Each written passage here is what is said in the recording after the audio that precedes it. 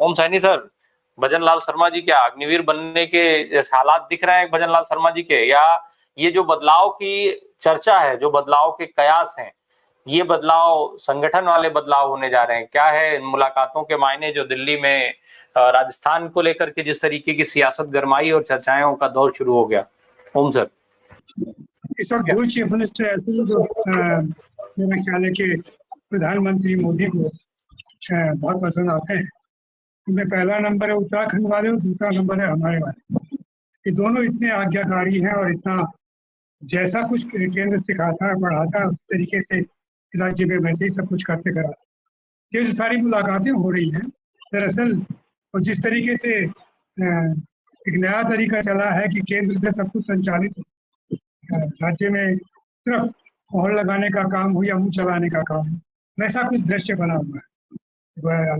अब हमारे मुख्यमंत्री दिल्ली गए तो प्रधानमंत्री से मिले, सारे विभागों के बारे में बताया क्या क्या हो रहा है, कैसे हो रहा है, कितना आगे बढ़ा जा रहा है। और ये भी बताया कि जो लोकसभा के चुनावों में जो है प्रत्याशित पराजय का जो सिलसिला है उसके लिए जैसे एक मंत्री ने कहा कि जुकाम खांसी है जो हो जाती है। राजस्थान के मंत्री है नगरीय विकास मंत्री जावर सिंह खर्रा, उनका कहना है तो इनको थोड़ा सा समय से पहले चेत जाना चाहिए तो फिर सब ठीक हो जाता है। तो इस तरह के तो संवाद करने के तरीके हैं कि वर्तमान मंत्रिमंडल के लोग ऐसा कर रहे हैं।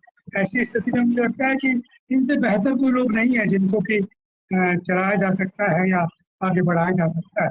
ये परिवर्तन का सीन नहीं है, ऐसा नहीं है कि सब बहुत काबिल लोगों को ला के बिठाना है। तो वसुंधरा जी बैठी थी, इनको बिठा देते, कहाँ प्रॉब्लम। लेकिन वसुंधरा जी को बड़े रखने के लिए जिस तरह के लोग चुने हैं इन्होंने और जिस तरीके से सारा शासन चल रहा है, एक मंत्री है जो कृषि मंत्री वो नाराज बैठे हैं, उन्होंने इस्तीफा देने की बात कही थी और ये कह दिया था कि अगर 7 सीटें जो मैं प्रॉमिस कर रहा हूँ हमारे प्रधानमंत्री जी से निवर्तमान और वर्तमान, अगर वो नहीं आई तो मैं त्याग पत्र दे दूंगा। वो त्याग पत्र तो दे नहीं रहे, लेकिन गाड़ी घोड़ा अलग रख करके खामोशी धारण करके और पूरे प्रांत में इधर उधर चक्कर लगा रहे हैं। तो एक अजीब किस्म का माहौल बना हुआ है। ये माहौल मेरा ख्याल है कि ये बड़ा सूट करता है केंद्र के शासन को, शाह को भी सूट करता है और प्रधानमंत्री जी को सूट करता है, क्योंकि वो सब कुछ क्योंकि शुरुआत हमारे यहाँ पर्ची से हुई है। अचानक लगा कि पता नहीं कौन क्या कुछ क्या होगा और जेब में जो पर्ची निकाल के हमारे सबके रक्षा मंत्री आपके भी उनको जो दिया तो उन्होंने वसुंधरा जी को दिया और भजन लाल शर्मा राजस्थान के मुख्यमंत्री कर गए। भजन लाल शर्मा बड़े सीधे साधे और संघ दीक्षित हैं, उनका ऐसा कोई संकट नहीं है खामखा का, और भाषा भी उनकी बिल्कुल वही है कि यशस्वी और महान और ये सब बोल करके संबोधित करते हैं अपने प्रधानमंत्री को।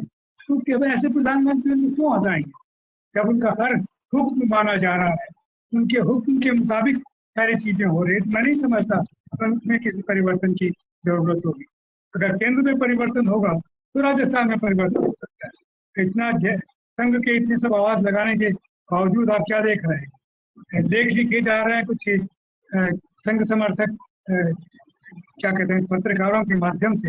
ये नोक झोंक तो चलती रहती है, बड़े शिखर पुरुष हैं वो जिन्होंने लिखा है, नोक झोंक चलती रहती है संघ में और संगठनों सरकार के बीच में, तो कोई खास बात नहीं है। तो फिर मैं भी ये कहना चाहता हूँ कि निश्चित रूप से कोई खास बात नहीं है। जो कुछ केंद्र सरकार कहेगी, केंद्र की गृह मंत्री कहेंगे, क्या गवर्नर साहब कह रहे हो, उनकी मुलाकात गृह मंत्री से हो रही है, उसी तरीके से हमारे प्रधानमंत्री से हुई है, निर्मला सीतारमण से हो रही है, नड्डा साहब से हो रही है, खट्टर साहब से हो रही है। इन सबसे ज्ञान प्राप्त करने के बाद में कहाँ कमी रह जाती है? सारे इंस्टीट्यूशन को उन्होंने देख लिए और जहाँ जहाँ से जो सप्लाई होनी थी वो भी मिल गई है। तो ऐसे में उनको हटाए जाने की बात मुझे बड़ी नामुमकिन सी लगती है, क्योंकि ऐसे लोग बहुत सूट करते हैं हमारे प्राइम मिनिस्टर को या केंद्र सरकार को। ऐसी स्थिति में उनके बारे में ये कहना कि होगा, पानी अगर नहीं मिल रहा है, बिजली अगर नहीं मिल रही है तो यहाँ नहीं करेंगे, वो कुछ वहाँ से शिकायत करेंगे और उसके बाद में होगा। साथ साथ मैं एक बात और बताऊंगा कि जिस तरीके से गहलोत सरकार ने कुछ नौजवानों को इकट्ठा किया था और उनको पैसे देने के साथ में विभिन्न जिलों में लगाया था कि वो लोग पार्टी का प्रचार प्रसार करें और ये जो कार्यक्रम है उनके बारे में लोगों को बताएं, वो कि वो बात यहाँ पर राजस्थान सरकार में भी हो रही है। राजस्थान सरकार ने भी ऐसे करीब 200 लोग रखने की फैसला किया है, जिनको 30,000 रुपये महीना मिलेगा और वो एक मंत्री और सेक्रेटरी जिनके साथ में जुड़े रहेंगे, तो वो उनको शिक्षित करेंगे, वो आपस में लेन देन करेंगे और उसके बाद में अदर लोगों तक पहुंचाएंगे। यानी कैडर जिस तरीके से काम किया करता था भारतीय जनता पार्टी में, वो कैडर भी अलग किस्म का बन रहा है, वैसा ही बन रहा है जैसा कि केंद्र सरकार चाहती है। वरना तो संघ के संगठन मंत्री हुआ करते थे, संघ के कार्यकर्ता होते थे, सरकार के लोग उनके मुताबिक उन्हीं की रिपोर्ट से आगे बढ़ते थे, कोई ब्लॉक लेवल तक उनके सारे काम करते थे। वो सब नहीं हो रहा और वही उनको वाहवाही दी जा रही। तो ये अंदाज लगाना कि साहब अब भजनलाल जी को बदला जाएगा, मुझे नहीं ठीक लगा जी। ओम सर, मैं राजेंद्र सर, मैं जरा 1 मिनट आपके पास आता हूँ ओम सर से एक चीज और समझ के। ओम सर, वसुंधरा राजे सिंधिया कहाँ हैं? सर अनम्यूट कर लें। हाँ, हो गया। मुझे लग रहा, मेरा ख्याल है कि वो इंतजार कर रही थी कि उनके पुत्र को इस बार मंत्रिमंडल में नवाजा जाएगा, लेकिन ये एक गलतफहमी ही रही। उनके फाइनली समझ में आ गया कि इन लोगों से किसी न्याय की उम्मीद नहीं की जा सकती उनके अनुमान से। तो वो वैसा है कि उनके बेटे को उन्होंने 4थी बार सांसद बनाया, तो भी और वो लगी रही, कहीं और नहीं कहीं और झालावाड़ में ही लगी रही, और उनका बेटा बहुत अच्छे मतों से विजयी होकर के दुष्यंत लोकसभा में है। तो खामोशी का कारण यही रहा। लेकिन आज एक नया डेवलपमेंट मुझे देखने को मिला है कि देवी सिंह भाटी जो बिल्कुल चुप रहते थे, उन्होंने आज पहली बार एक बयान दिया है और तो जयपुर के अखबार में छपा है। उन्होंने कहा है कि ये जो चूरू की सीट पे जो बदलाव किया, टिकट काटा, ये गलत किया है। और ये आक्रमण था एक तरीके से राजेंद्र राठौड़ पर। राजेंद्र राठौड़ सबसे ज्यादा इस बात के लिए आतुर थे कि ये टिकट कट जाना चाहिए और कस्बा को, राहुल कस्बा जो विजयी हुए हैं, इनकी जगह किसी और को दिया जाना चाहिए। वो नहीं हुआ, राहुल कस्बा जीत गए। तो उन्होंने आज जो ये दुख की रख पे हाथ रखा है, तो एक मुझे लगता है कि देवी सिंह जी की तरफ से ये जो एक मैसेज आया है, ये बाकी लोगों को भी कुछ कहने के लिए प्रेरित करेगा कि वो महेंद्रजीत सिंह मालविया जो बांसवाड़ा से पराजित हुए हैं, जो बहुत कैबिनेट मिनिस्टर बने हुए थे और आदिवासियों के अपने आप को बहुत बड़ा लीडर मान रहे थे, उनकी जो दुर्गति है राजकुमार रूप में, मैं ठीक नाम ले रहा हूँ शायद, तो उन्होंने जिस तरीके से वहाँ पर विजय प्राप्त किए, उसके बाद वो भी ठीक।